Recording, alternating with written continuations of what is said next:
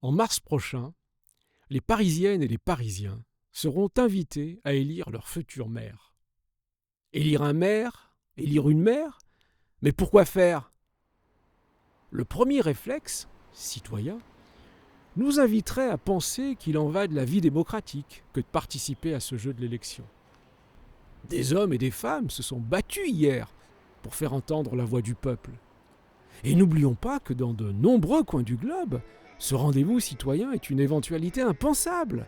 Des pays sous le diktat de pouvoirs autoritaires, entre les mains d'un individu, d'un clan, d'une lignée oligarchique. Et puis, il y a cette autre morale qui refuse, elle, d'assigner la vie démocratique au jeu de l'élection, lui préférant d'autres modes de mobilisation citoyenne. Je pense par exemple à l'engagement associatif, qui manifeste une volonté d'impulser des actions sociales à hauteur d'individus, depuis la rue ou un quartier, et qui défend cette idée que, regroupés dans un large collectif, les habitants d'un lieu peuvent peser plus efficacement sur les choix politiques qui engagent une communauté humaine. Ces militants ne sont pas toutes et tous détournés de leur devoir électoral. Mais leur histoire dessine une mise à distance de plus en plus grande à l'égard du calendrier électoral. Et il y a enfin cette autre mobilisation, désobéissante celle-là, qui met au défi la République des élus. Leur résistance à la discipline du dimanche électoral n'est pas seulement la conséquence d'une désillusion à l'endroit de la politique. Elle prône, elle, l'énergie du rappel à l'ordre social.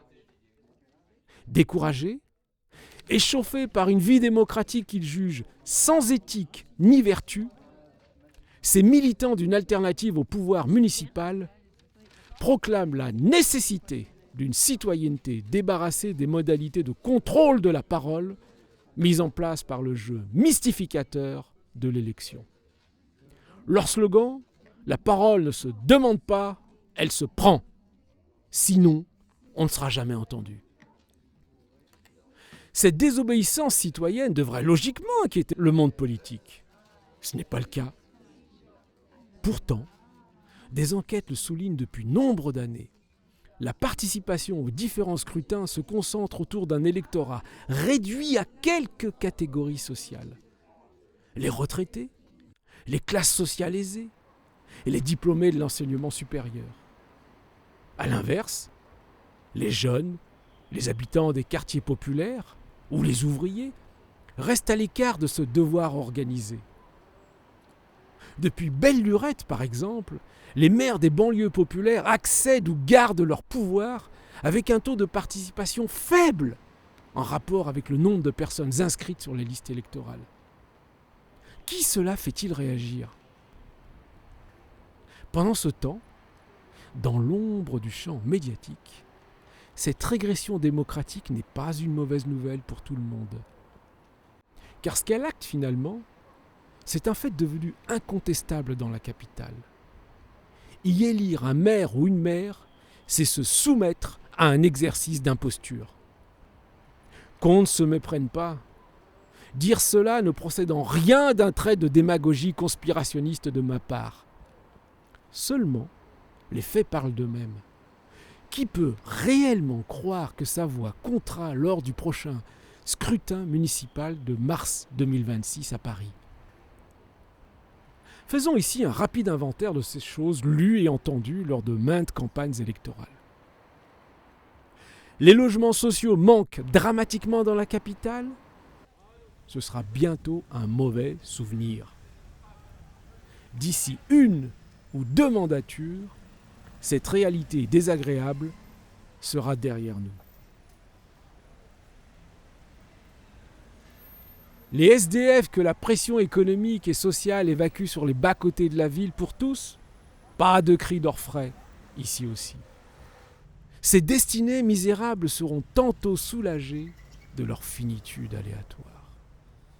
La démocratie participative est faite de procédures contrefaites et sans traduction démocratique.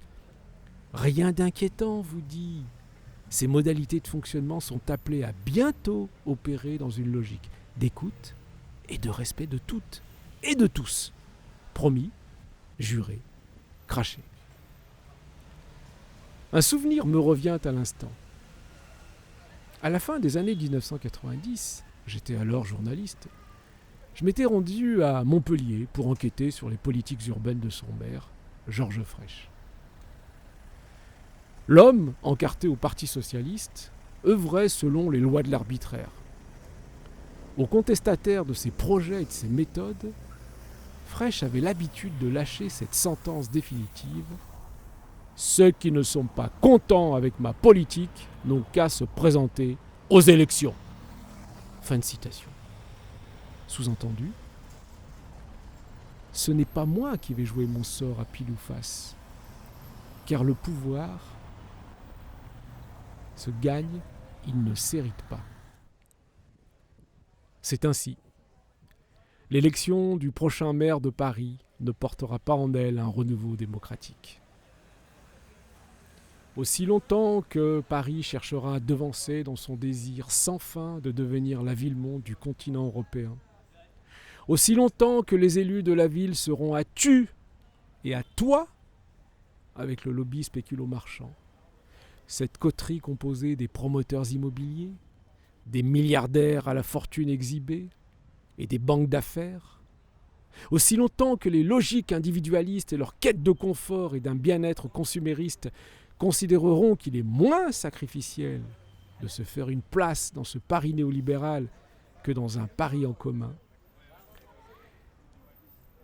aussi longtemps enfin que le capitalisme exploitera toutes les relations humaines, Paris ne sera plus une fête. Aujourd'hui, les maîtres des horloges, dont la fortune se voit récompensée par leur emprise sur la capitale, Bernard Arnault, François Pinault, Xavier Niel, pour citer les plus emblématiques, ont la patience de ceux qui rigolent du jeu de l'élection. Ils n'ont pas besoin de se plier, eux, aux marchands de sable qui dissertent sur l'importance des valeurs de la démocratie et des engagements citoyens. Plus inquiétant, ils sont 6 sur 2 qu'ils ne craignent même plus les adversités. Ils ont besoin d'une rue ou d'une avenue en plein cœur de la capitale pour faire parader des mannequins ou mettre en scène leurs nouveaux objets de consommation. Ils n'ont plus rien à négocier. Car tout leur est dû. Tout leur est consenti. Situs, Altus, Fortus. Ce slogan des Jeux Olympiques, plus vite, plus haut, plus fort, en français, est un slogan qu'ils aiment revisiter. La main qui gouverne le sens de la capitale est la leur. Cette main qui a tant bercé dans l'opinion publique cette idée que la vertu d'une ville réside dans la société de confort, à l'abri du collectif, qui ne peut être qu'un poids, cette main a fait lâcher prise toute opposition à sa loi, la loi du marché. À y regarder de près, le plus excellent symbole de cette toute-puissance s'exhibe sur les Champs-Élysées, à proximité du métro Georges V. La malle du patron de LVMH, Bernard Arnault, y trône au-dessus de nos têtes, comme la figure de notre aliénation à son idéologie séparatiste.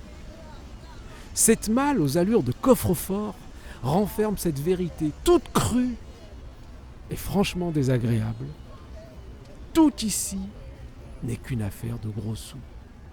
Le reste, le scrutin de mars prochain, n'est qu'un songe. Voici ce que souligne au bout du compte la malle monumentale de Bernard Arnault. Paris n'est plus la fête en laquelle vous avez cru. Sidérant, non ?